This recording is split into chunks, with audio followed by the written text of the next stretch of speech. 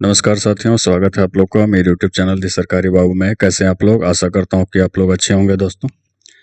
तो साथियों, अभी हम लोग झारखंड के इतिहास का अध्ययन कर रहे हैं और इस कड़ी में हम लोग 20 सवाल तक हम लोगों ने कल के वीडियो में किया हुआ था। कल के क्लास में हम लोगों ने 20 सवाल किया हुआ है और 20वां सवाल था हमारा का रामगढ़ का कौन सा राजा शुरू से अंत तक अंग्रेजों का विरोध करता रहा।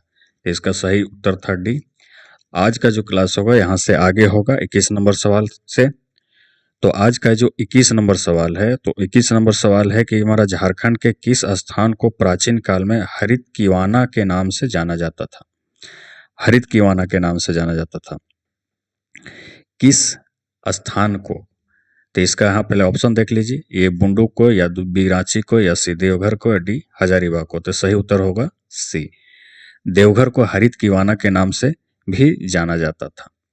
अब देवघर के बारे में, झारखंड में इस देवघर जिला का क्या महत्व है, इसके बारे में हम लोग जान लेंगे। जो देवघर जिला है दोस्तों,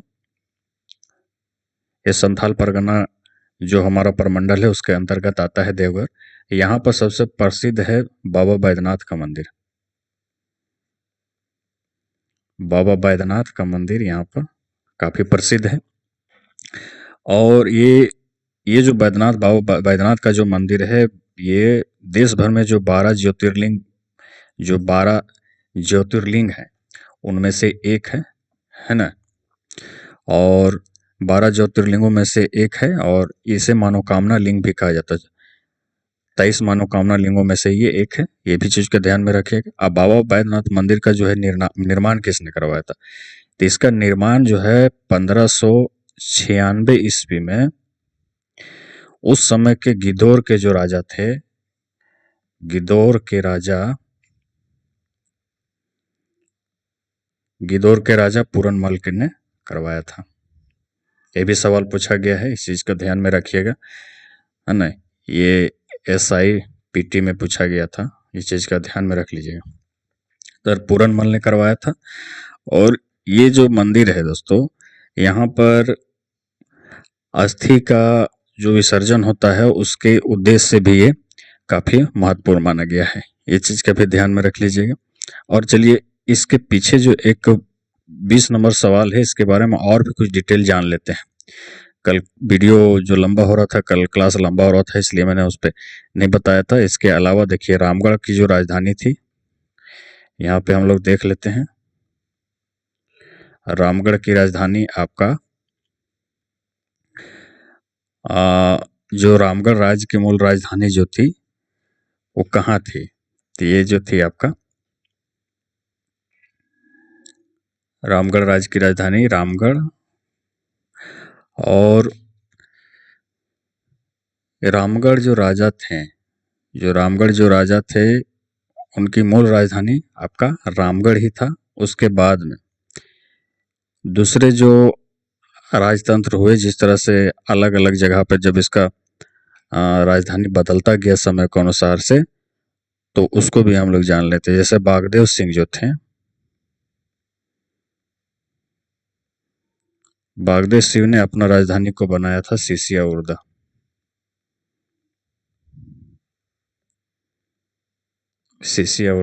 बनाया था। उसके बाद में बादम बनाया था हेमंत सिंह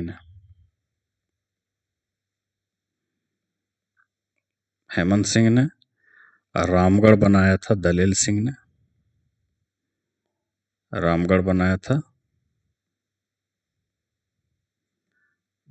सिंह ने। और इचाक जो रामगढ़ राज्य तो था, उसका राजधानी जो समय के अनुसार से और शासकों के अनुसार जो परिवर्तित होते गए हैं, वो चीज यहाँ पर हम लोग देख रहे हैं। इचाक, रामगढ़ राज्य का जो राजधानी इचाक बनाया गया था तेज सिंह के द्वारा, है ना। उसके बाद में पद्मा राजधानी रामगढ़ राज्य का बनाया गया ब्राह्मण देव नारायण के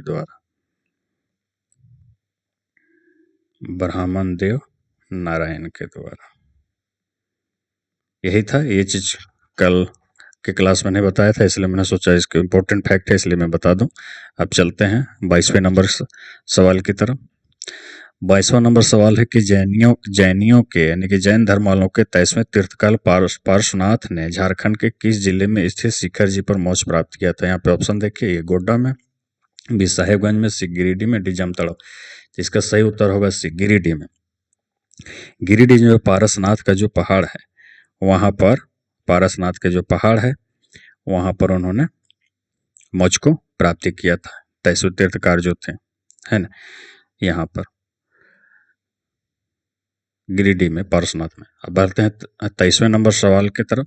23वां नंबर सवाल है कि 1757 में पलासी की युद्ध के बाद सिराजुद्दौला के द्वारा झारखंड के किस स्थान पर कब्जा किया गया था? सिराजुद्दौला के दोबारा किस स्थान पर कब्जा किया गया था? ऑप्शन हम लोग देखते हैं। ए हमारा है पलामू, बी है गढ़वा, सी राजमहल और डी हजारीबाग। तो ये सही उत्तर होगा आपका सी राजमहल में। राजमहल में ही इन्होंने कब्जा किया था जब पलासी के युद्ध में सिराजुद्दौला के द्वारा झारखंड के किस स्थान पर, तो ये राजमहल को कब्जा किया था। अब बढ़ते हैं 24 नंबर सवाल की तरफ। 24 नंबर सवाल है हमारा, इस्लाम खान ने राजमहल से अपनी राजधानी कहाँ स्थानांतरित किया था?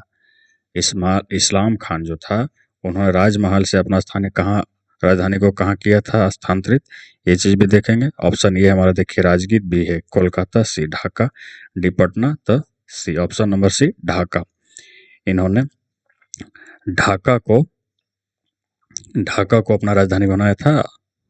अब ये इस्लाम खान जो थे, इस्लाम खान कौन थे? तो इस्लाम खान मुगल सेनापति थे।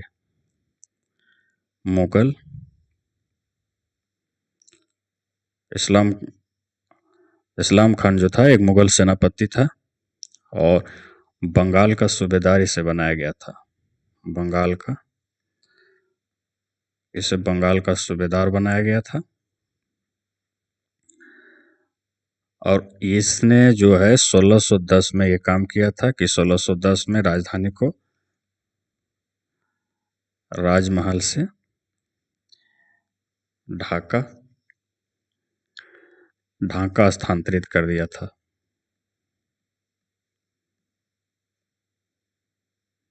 और नाम इसका जहांगीर नगर रखा था। स्थानांतरित कर इसका नाम जहांगीर नगर रख दिया था। जहांगीर नगर, है ना। अब बढ़ते 25 नंबर सवाल की तरफ। 24, ये थोड़ा सवाल सही चल रहा है या ऊपर नीचे हो जा रहा है?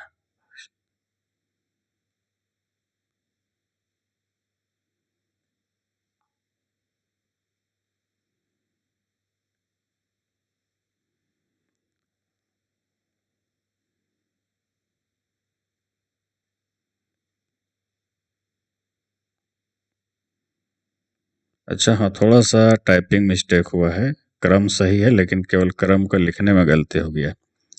अब चलते अगला है कि निम्नलिखित अगला सवाल, यानी कि ये हमारा सवाल होगा आपका 25 नंबर। कितना? 25 नंबर सवाल ही होगा। यहाँ 25 होगा। निम्नलिखित में कौन सुल्तान शुजा की राजधानी थी? सुल्तान शुजा की राजधानी कौन थी, ये बेसिकली पूछ रहा है। यहाँ पर ये देखिए, पलामू, बी रांची, सी राजमहल, डी डाल्टनगंज। तो सही उत्तर हो जाएगा दोस्तों राजमहल। सुल्तान शुजा के बारे में, सुल्तान शुजा की राजधानी जब मुगल सम्राट का जो शासन था, मुगल साम्राज्य का शासन था, उस समय सुल्तान शुजा का राजधानी आपका राजमहल ही था। अब देखिए सुल्तान शुजा था कौन? सुल्तान शुजा था कौन?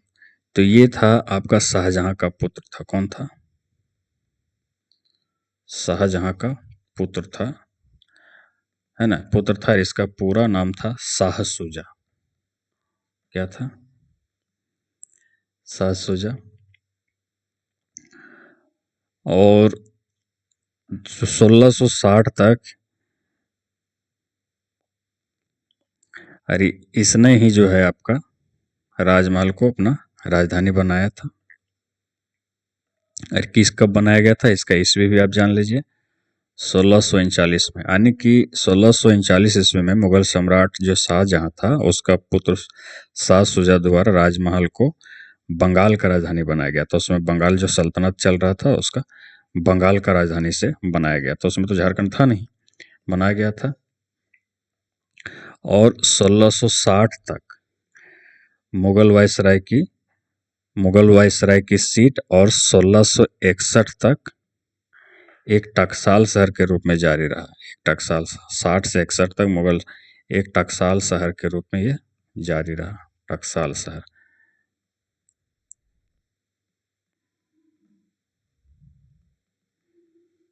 है ना, जारी रहा। अब बढ़ रहे हैं नेक्स्ट सवाल की तरफ। नेक्स्ट सवाल है आपका 26 हो गई है। 26 है हमारा कि औरंगजेब के शासनकाल में मगर खान झारखंड के कौन से स्थान के शासक थे। मगर खान जो था वो झारखंड के कौन से स्थान का शासक था। तो यहाँ पर ये देखिए, टोरी, बी चास, सी रामगढ़, और डी राजमहल। तो इसका दोस्तों सही उत्तर हो जाएगा आपका ये, आपका सही उत्तर हो जाएगा राजमहल। राजमहल का ही शासक था मगर खान। बढ़ते हैं नेक्स्ट सवाल की तरफ। 27 नंबर सवाल। 27 नंबर सवाल है हमारा कि किस मुगल शासक ने दुर्जन साल को इसके हीरे की विशेषज्ञता के कारण जेल से आजाद कर दिया था। ऑप्शन यहाँ देखिए, अकबर, बी जहांगीर, सी हुमायूं, डी शेरशाह सूरी। तो इसका सही उत्तर हो जाएगा जहांगीर। जहांगीर जो था उसने ही दुर्जन साल को रिहा किया था, क्योंकि इसने हीरा को परखने में मदद किया था। अब इसको जो है, जब 1615 में, इसके पीछे के इतिहास को हम थोड़ा जान लेते हैं। जब 1615 में जहांगीर इब्राहिम खान को 1615 में जहांगीर जो है इब्राहिम खान को बिहार का सूबेदार नियुक्त करता है। बिहार का सूबेदार नियुक्त किया था।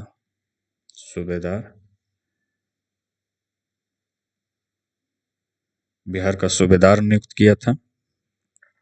इसके बाद वह क्या करता है कि ये कोकरा, जिस समय जो मुगल काल में कोकरा के नाम से जो झारखंड को जाना जाता था, वहां पर आकर के चढ़ाई कर देता है और यहाँ की जो शंख नदी में बोला जाता है कि जो हीरे प्राप्त होते थे उस पर कब्जा कर लेता है। इसके बाद दुर्जन साल को गिरफ्तार किया जाता है। जब यहाँ पर फतह हासिल कर लेता है उसके बाद उसको गिरफ्तार कर लेता है।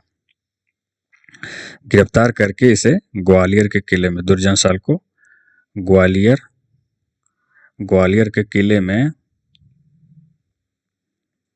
कैद कर दिया जाता है।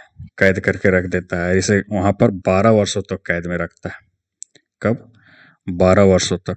यानी कि 1615 में अटैक होता है, उसके बाद 12 वर्षों तक कैद में रखता है। यानी कि 1627 में जो हीरा का जो परखने का जो घटना होता है उससे प्रभावित होकर के जो जहांगीर होता है वो दुर्जन साल को आजाद कर देता है। बस आजाद करता है, लेकिन इस शर्त पर कि दुर्जन साल जो है मुगल शासन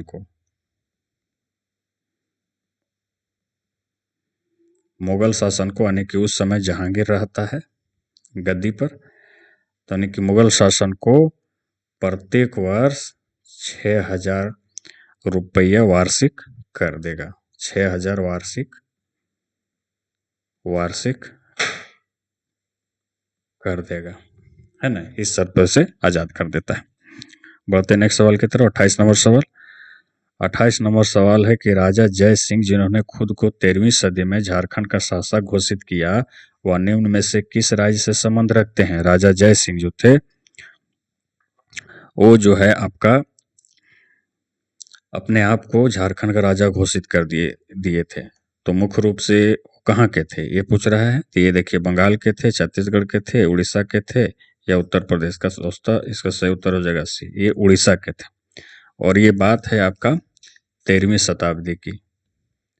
ये 13वीं शताब्दी की बात है ना। ये 13वीं शताब्दी की बात है। इन्होंने ही अपने आप को झारखंड का शासक घोषित कर दिया था, जो मुख्य रूप से उड़ीसा के ये थे। अब बढ़ते हैं 29 नंबर सवाल की तरफ। तो 29 नंबर सवाल है कि बिहार के मुगल सूबेदार शाइस्ता खां ने पलामू के शासक प्रताप राय पर किस वर्ष आक्रमण और संधि किया। यहाँ पे ऑप्शन हम लोग देखेंगे 1673-74 में, बी है ऑप्शन 1663-64 में, सी ऑप्शन है 1641-42 में, या डी ऑप्शन 1811-12 में। तो इसका सही उत्तर हो जाएगा दोस्तों ऑप्शन नंबर सी 1641-42 में। तो इसके पीछे का भी इतिहास हम लोग थोड़ा जान लेते हैं। तो ये जो शाइस्ता खां जो था इसे बिहार का सूबेदार था। ये कौन था? बिहार का सूबेदार था। और ये 1641 का जो है जो शासनकाल है, ये शाहजहां का शासनकाल था। किसका था? शाहजहां का शासनकाल है अभी, और ये शासनकाल अभी शाहजहां का है। तो इन्होंने क्या किया था? जो शाइस्ता खां जो था इसे बिहार का सूबेदार घोषित किया था। बिहार का सूबेदार घोषित किया या नियुक्त किया था? बिहार का सूबेदार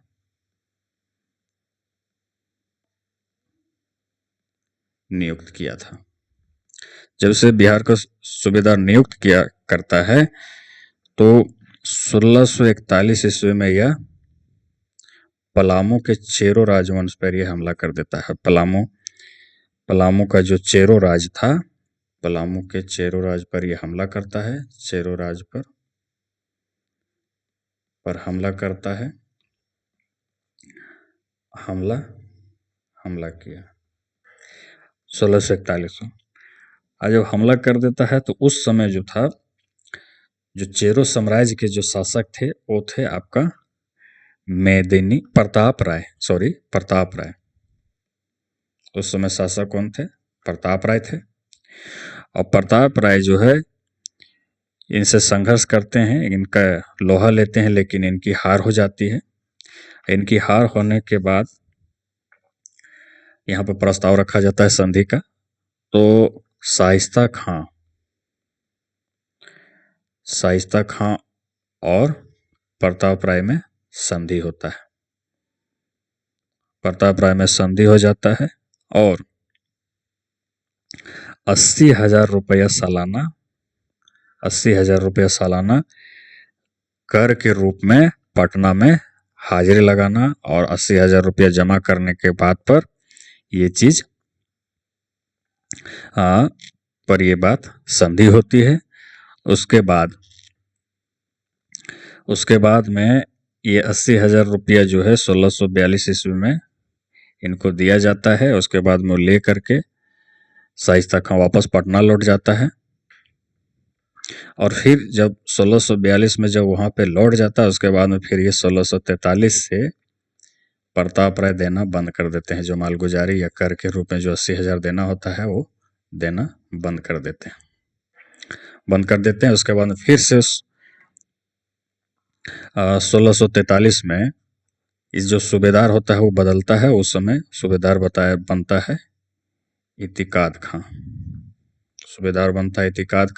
उसके बाद 1643 में फिर जो है उस सूबेदार को पलामू में आक्रमण करने का और प्रताप राय के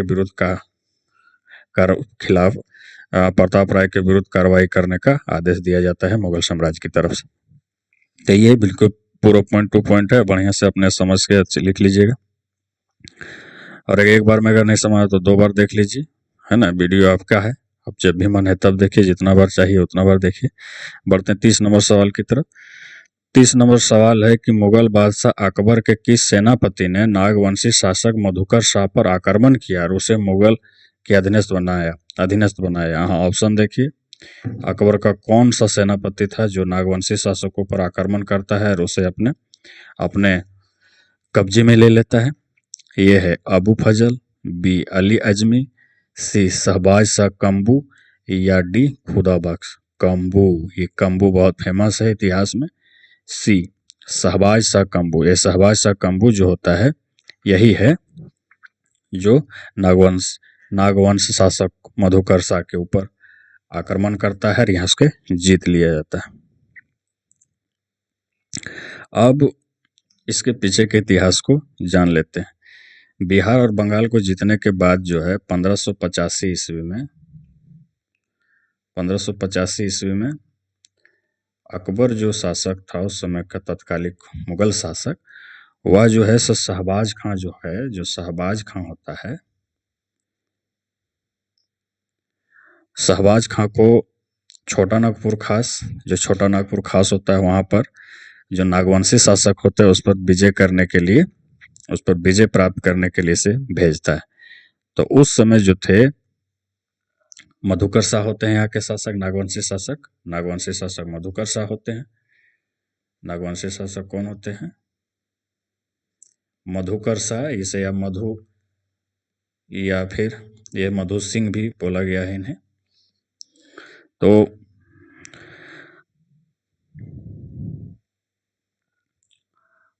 ये जब हमला करते हैं तो इसके बाद में इनका पराजय हो जाता है और ये वार्षिक मालगुजारी देना फिर स्वीकार कर लेते हैं। यही चीज़ है 1585 की ये बात है, ये चीज़ का ध्यान में रखिएगा।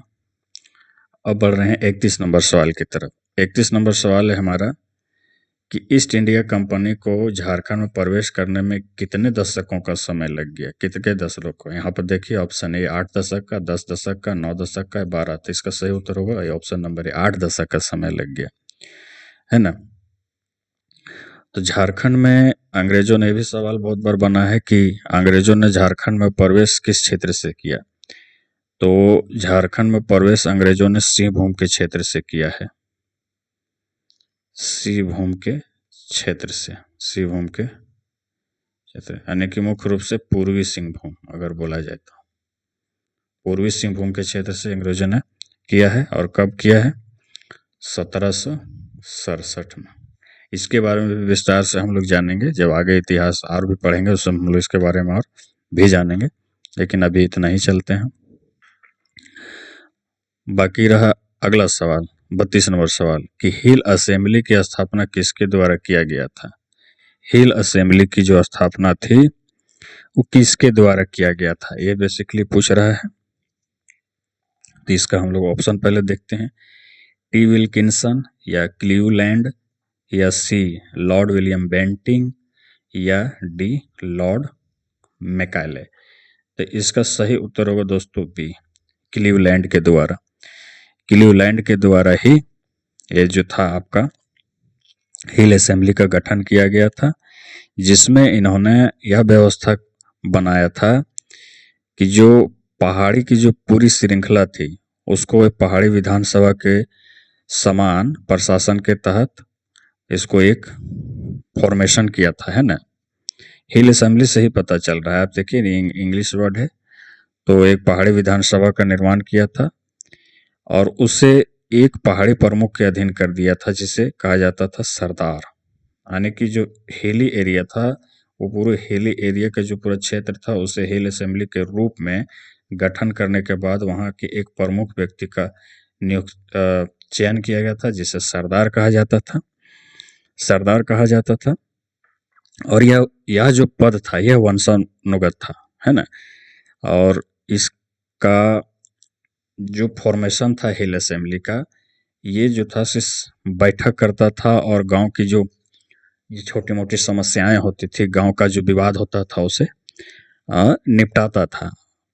और इसको इस असेंबली के अंतर्गत, इस गांव के असेंबली के अंतर्गत सरदार को इतना पावर दिया गया था कि यह चाहे तो किसी को जो दोषी है, दोषी को मृत्यु दंड भी दे सकता था। इसे इतना पावर दिया गया था, को मृत्यु दंड देने का भी पावर था, इतना इसे पावर दिया गया था। बाद में लेकर के इस व्यवस्था को लेकर के बहुत विद्रोह भी हुआ, क्योंकि जब इस तरह से एक व्यक्ति के हाथ में सारा पावर आ गया था तो बहुत लोग जो थे दमनकारी नीति को अपनाने लगे थे। इससे लोगों को बहुत परेशानी होने लगा था। तो इससे लेकर के बहुत विद्रोह हुआ फिर बाद में, और उसको भी हम लोग पढ़ेंगे, किस विद्रोह में इसका असर देखने के लिए पड़ा क्या है, इसको भी हम लोगों ने इसको भी हम लोग पढ़ेंगे। वो आ रहा है, टॉपिक आएगा। अब बोलते हैं 33 नंबर सवाल की तरफ। 33 नंबर सवाल है कि दामिनी कोह की घोषणा कब हुई थी? दामिनी कोह की घोषणा कब हुई थी? ए ऑप्शन है 1822, बी ऑप्शन 1824, सी 1857, डी 1855। तो सही उत्तर होगा दोस्तों 1824। दामिनी कोह की स्थापना घोषणा कब हुई थी? 1824।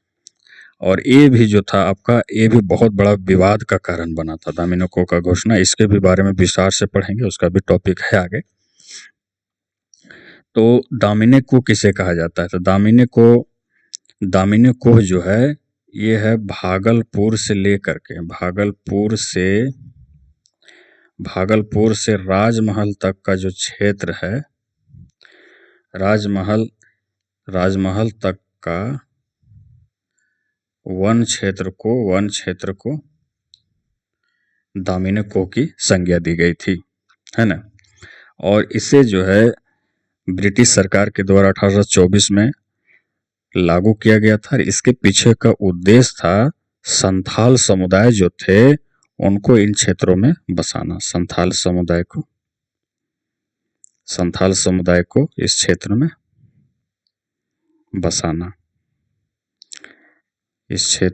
बसाना, और ऑब्वियस सी बात है कि जब कोई व्यक्ति वहाँ दशकों से या पूर्वजों से रह रहा है, और वहाँ पर अगर कोई एक नया समुदाय करके बसता है, तो वहाँ पर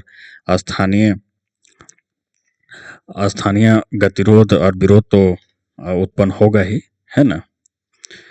तो उसके लेकर के भी काफ़ी आंदोलन हुए, और मुश्किल से बहुत सारा आंदोलन हुआ। उसके बाद में सरकार को, जो उस समय की ब्रिटिश शासन थी, उसे मजबूरन इसे हटाना भी पड़ा था उनको। अब बढ़ते हैं अगले सवाल, 34 नंबर सवाल की तरफ।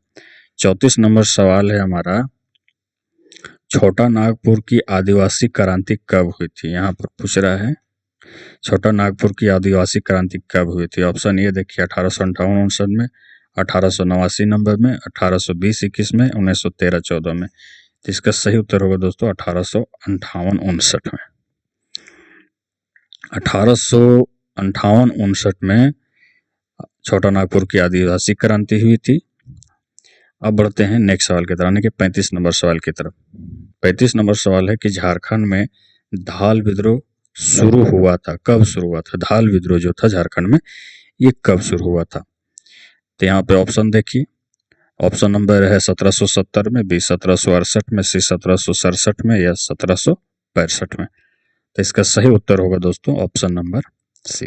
धाल विद्रोह जो था 1767 ईस्वी में शुरू हुआ था। अब इसके पीछे का इतिहास हम लोग बढ़िया से जानेंगे। इस धाल विद्रोह के जो अगुआ थे वो कौन थे? तो धाल विद्रोह होने का कारण था दोस्तों कि ये तो हुआ घटना 1767 में, 1767 इसमें धाल विद्रोह होता है।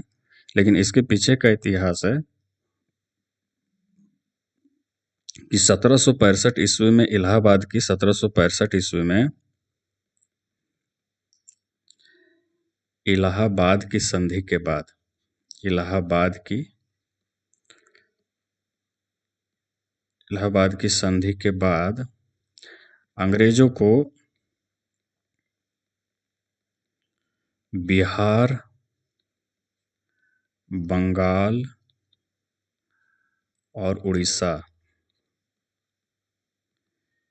ये तीनों जो क्षेत्र रहते हैं, उन तीनों क्षेत्रों की दीवानी प्राप्त हो जाती है। दीवानी का जो अधिकार होता है, दीवानी का अधिकार इन्हें प्राप्त हो जाता है, अधिकार प्राप्त हो जाता है, जिसके कारण ये लोग जो है अपना वर्चस्व स्थापित करना शुरू कर देते हैं झारखंड में। तो ये जो है, जो झारखंड का ये जो हिस्सा है, ये पूर्वी सिंहभूम का ये जो क्षेत्र है, तो बंगाल के रास्ते में ये लोग यहाँ से प्रवेश करना का प्रयास करते हैं, जिसके कारण वहाँ के जो स्थानीय होते हैं इसका विरोध करते हैं। इसका विरोध करते हैं और इस विरोध का जो नेतृत्व करने वाले होते हैं वो होते हैं जगन्नाथ ढाल। जगन्नाथ ढाल, ये जगन्नाथ ढाल जो है इनका नेता होते हैं, इनके नेतृत्व में विद्रोह होता है ना। तो 1600 और यह विद्रोह जो चलता है आपका 10 सालों तक चलता है, 1767 से लेकर के 77 ईस्वी तक, 1777 ईस्वी तक यह लगातार चलता है। और इसके बाद में कंपनी जो है यहाँ पर कूटनीति का दिमाग अपनाता है और उसके बाद में जो है पूरा दोबारा जो है सो जो जगन्नाथ ढाल होते हैं, जगन्नाथ ढाल को ही वहाँ का राजा घोषित कर देता है, जो कंपनी होती है सो, है ना। उसके बाद में यहाँ पर उसके ऊपर क्या करता है कि वार्षिक कर के रूप में इसके ऊपर थोप देता है, वार्षिक कर भी इसके ऊपर थोप दिया जाता है। लेकिन बाद में फिर इस पर भी होता है, इस पर भी होने के बाद में 1800 ईस्वी में और समय के अनुसार पर जो है कर जो कर रहता है वो बढ़ते जाता है, 2000 से 3000 होता है, 3000 से 4000 होता है, इस तरह से बढ़ता ही जाता है, कर लगातार बढ़ता ही जाता है। तो उसके बाद में फिर एक नया आंदोलन का उत्पन्न हो जाता है, इसको भी हम लोग देखेंगे। अब बढ़ते हैं 36 नंबर सवाल की तरफ। तो 36 नंबर सवाल है कि अंग्रेजों के विरुद्ध सबसे लंबा, बृहत्तम और खूनी आदिवासी विद्रोह कौन था? अंग्रेजों के विरुद्ध सबसे बृहत्तम, लंबा और खूनी आदिवासी विद्रोह कौन था, ये चीज हम लोग देख रहे हैं कौन था। तो ऑप्शन हम लोग पहले देखेंगे, तमाड़ विद्रोह, बी खरवार विद्रोह, सी संथाल विद्रोह या डी चुवाड़ विद्रोह। तो इसका सही उत्तर हो जाएगा दोस्तों तमाड़ विद्रोह। तमाड़ विद्रोह ही जो था ये सबसे लंबा समय तक लड़ा जाने वाला विद्रोह था। इस जो प्रारंभ आपका हुआ था 1782 ईस्वी में और ये चला था 1821 ईस्वी तक, ये चीज में ध्यान में रखें। और यह विद्रोह जो था दोस्तों, यह विद्रोह जो था आपका 6 चरणों में लड़ा गया था, 6 चरणों में, 6 चरणों में लड़ा गया था, 6 चरणों में लड़ा गया था। और ये जो है मुख्य रूप से जो इस विद्रोह होने का कारण था वही था, मुंडाओं ने अंग्रेजों द्वारा बाहरी लोगों को प्राथमिकता देना और नागमसी शासकों का शोषण करना था। ये जो इसका विरोध था, इसी के कारण जो रोष फूटा वो धीरे धीरे बढ़ता रह गया। अब जो है इसका जो 6 चरण जो चला है उसमें अलग अलग काल जो चला है, अलग अलग चरणों में अलग अलग नेताओं ने इस युद्ध का जो है सो नेतृत्व किया है। तो उसको भी हम लोग चलेंगे। जो प्रथम चरण हमारा जो था, क्या था? प्रथम चरण हमारा चला है 1782 से 83 में। तो इस समय जो प्रमुख नेता थे वो थे, उसमें कोई एक का नाम नहीं इसमें स्पष्ट है, इसलिए विभिन्न जो मुंडा जो थे, विभिन्न मुंडा सरदार जो थे वो थे, उस समय उन्होंने इन आंदोलन को जो था नेतृत्व किया। और उस समय जो अंग्रेजों की तरफ से इस आंदोलन को दबाने वाले थे वो थे मेजर जेम्स क्राफ्ट, ये थे। अब दूसरा जो चरण चला युद्ध का, दूसरा चरण में 1789 में ये दूसरा चरण हुआ। युद्ध का दूसरा चरण 1789 में चला। उस समय यह आंदोलन था, उसका अगुवाई करने वाले कौन थे? विष्णु मानकी और मौजी मानकी, ये दोनों थे। और उस समय अंग्रेजों की तरफ से इस आंदोलन को दबाने वाला थे होगन एवं ले कूपर। कौन थे? होगन और ले कूपर। अब बढ़ते हैं तीसरा चरण। जब इस तमाड़ विद्रोह का जो तीसरा चरण हुआ, ये तीसरा चरण आपका 1794 से लेकर के 98 तक चला, यानी 5 वर्षों तक यह चला। उस समय जो था तमाड़ विद्रोह का जो नेतृत्व किया वो भोलानाथ सिंह थे, वो भोलानाथ सिंह थे। कौन थे? भोलानाथ सिंह, इन्होंने इस आंदोलन का नेतृत्व किया। और इस आंदोलन को, और ये आंदोलन था, उसको दबाने का जो काम करते हैं जो अंग्रेज होते हैं, वो होते हैं अंग्रेज दमनकर्ता जो होते हैं वहाँ से जो सेनापति, वो लीमंड बेन और वेल्स होता है। ये दोनों इस आंदोलन को दबा देते हैं। उसके बाद जो चौथा चरण होता है,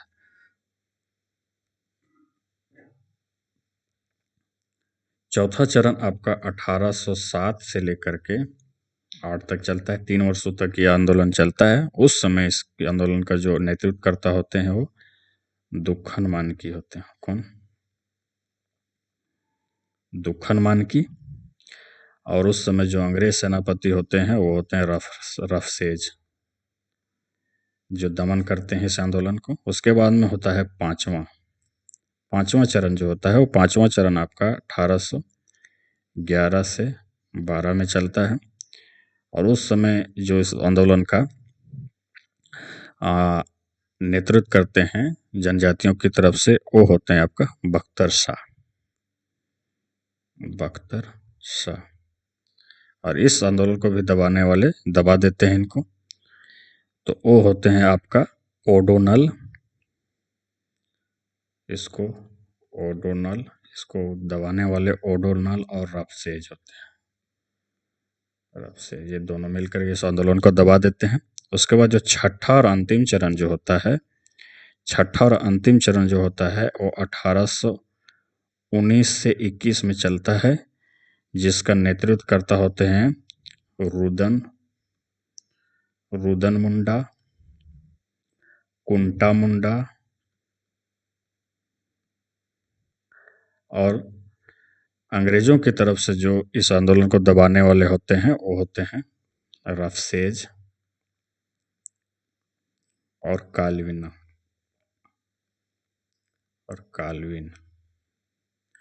तो यही था दोस्तों। और यह जो तमाड़ विद्रोह जो था, ये तमाड़ विद्रोह ही एक ऐसा विद्रोह था जिसमें सारे आदिवासी संगठनों ने और सारे जनजाति समूहों ने इस पर जो है आपका अपना योगदान दिया था इस युद्ध में। कारण कि ये काफी लंबा चला था ये युद्ध, है ना।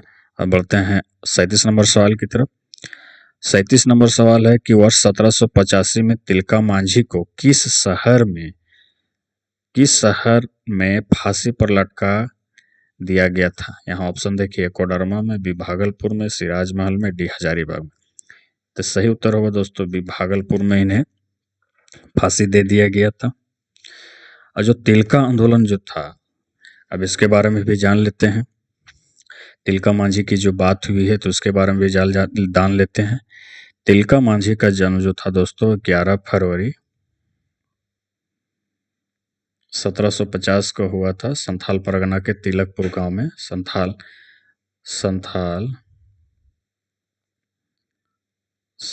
परगना के तिलकपुर गांव में उनका जन्म हुआ था। तिलकपुर गांव में इनका जन्म हुआ था। इन्होंने तिलका मांझी आंदोलन जो है, जो चला, तिलका विद्रोह जो चला, उसका इन्होंने नेतृत्व किया था।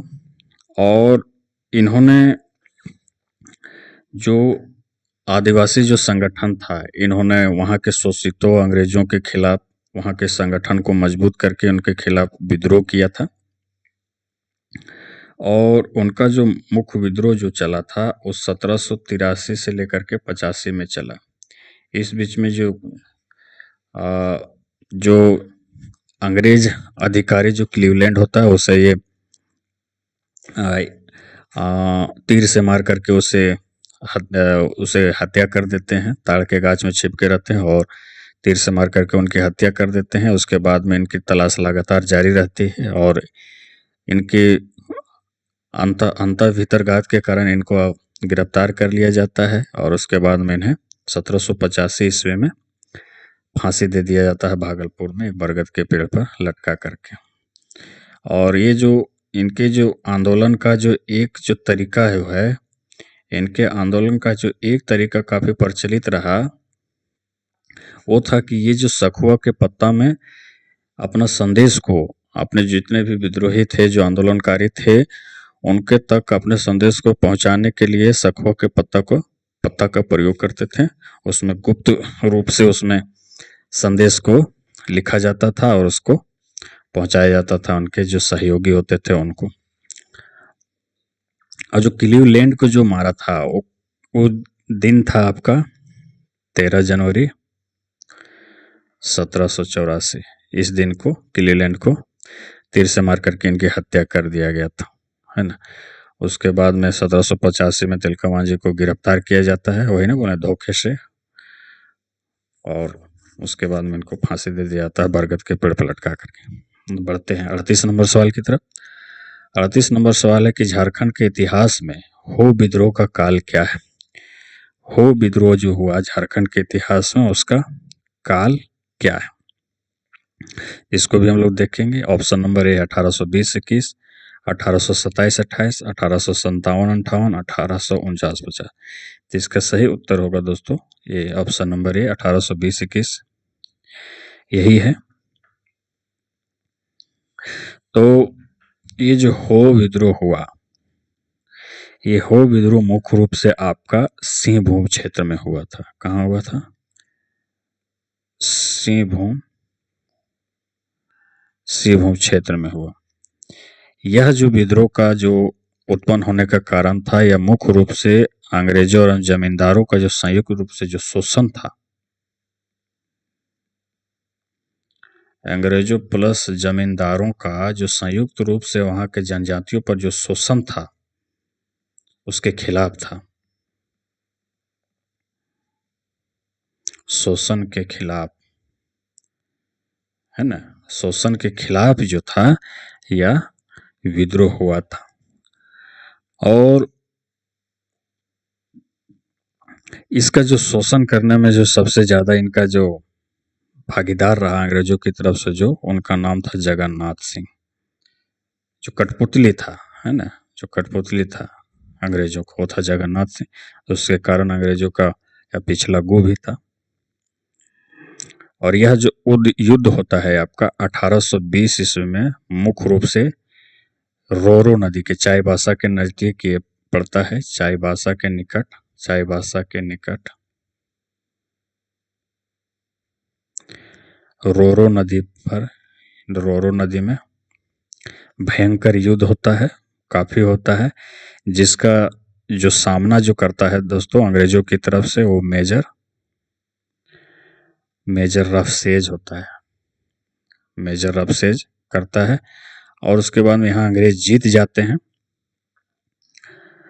और अंग्रेज यहाँ जीत जाते हैं। और उसके बाद में 1837 में इस विद्रोह को पूर्णतः दबा दिया जाता है, और उस समय कैप्टन विल्किंसन होते हैं। कैप्टन विल्किंसन के नेतृत्व में इस आंदोलन को बिल्कुल दबा दिया जाता है,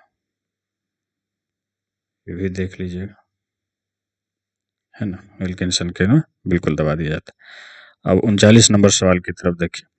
39 नंबर सवाल है कि 1831-32 में कोल विद्रोह की शुरुआत किस नेता ने किया था। कोल विद्रोह का शुरुआत किस नेता ने किया था। 1831-32 की बात हो रही है, किसने किया था। यहाँ पे आप देखेंगे हम लोग ऑप्शन पहले,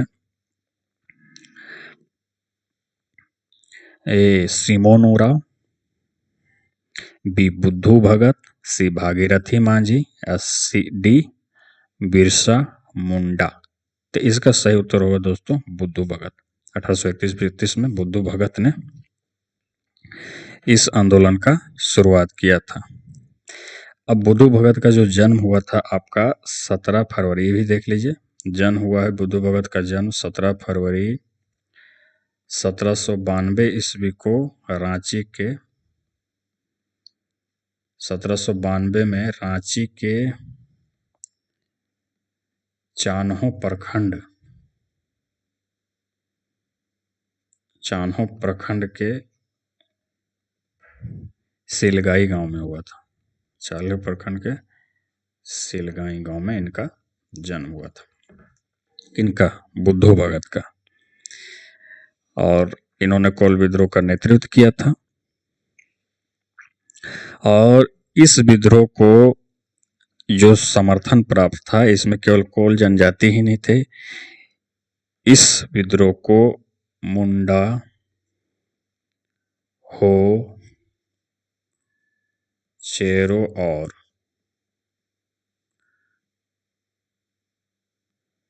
खरवार जनजाति के लोगों का भी, खरवार जनजाति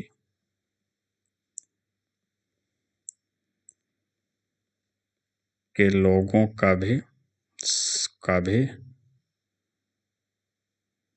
समर्थन प्राप्त था, है ना।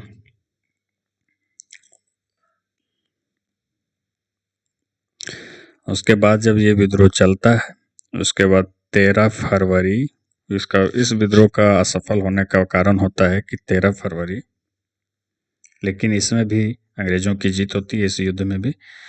और 13 फरवरी 1832 ईस्वी को जो बुद्धू भगत होते हैं, बुद्धू भगत, इसके भाई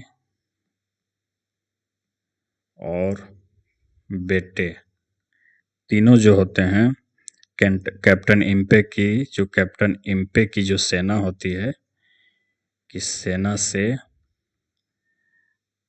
लड़ते हुए शहीद हो जाते हैं और मारे जाते हैं। और उसके बाद में यह युद्ध जो होता है या विद्रोह जो होता है, ये समाप्त हो जाता है। ये भी सवाल पूछा गया है, इसको भी ध्यान में रखिएगा, ये भी एसआई में पूछा गया सवाल है, इसलिए आप लोग देख लीजिएगा। और बुद्धू भगत को कभी कभी पूछता, बुद्धू भगत को किसने मारा था, तो इससे मारा था कैप्टन इम्पे ने। किसने मारा था? कैप्टन इम्पे ने इसे मारा था, ये भी ध्यान में रखिए। अब बढ़ते हैं 40 नंबर सवाल की तरफ। 40 नंबर सवाल है हमारा कि 1831 से 33 का भूमिज विद्रोह किसके नेतृत्व में लड़ा गया था? किसके नेतृत्व में लड़ा गया था? इसका ए ऑप्शन आपका गणपत राय, बी भूखन सिंह, सी गंगा नारायण सिंह या डी विश्वनाथ सहदेव। इसका सही उत्तर होगा दोस्तों सी, गंगा नारायण सिंह के नेतृत्व में भूमिज विद्रोह का, गंगा नारायण के नेतृत्व में ही भूमिज विद्रोह किया गया था। और इसके बाद में इसकी जो शुरुआत थी, एग्जैक्ट डेट क्या है उसके बारे में भी हम लोग जान जाएंगे। उसके बारे में भी हम लोग जानेंगे। इसकी जो शुरुआत थी आपकी 26 अप्रैल 1832 को शुरुआत किया गया। और इस आंदोलन को दबाने के लिए जो अंग्रेज जो था उस समय का, कैप्टन विल्किंसन,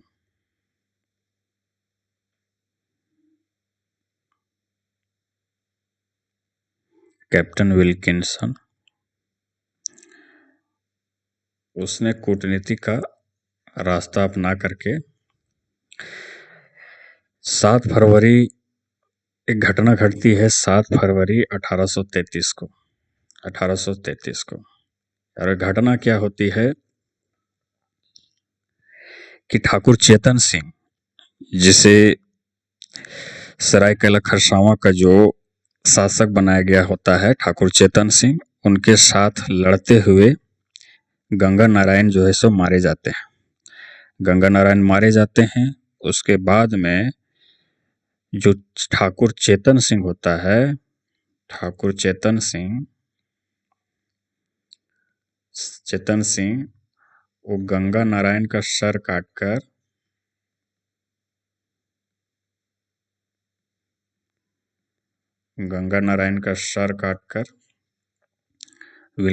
कैप्टन विल्किंसन को भेंट करता है ना, अपना उपहार पाने के लिए, अपना शाबाशी पाने के लिए।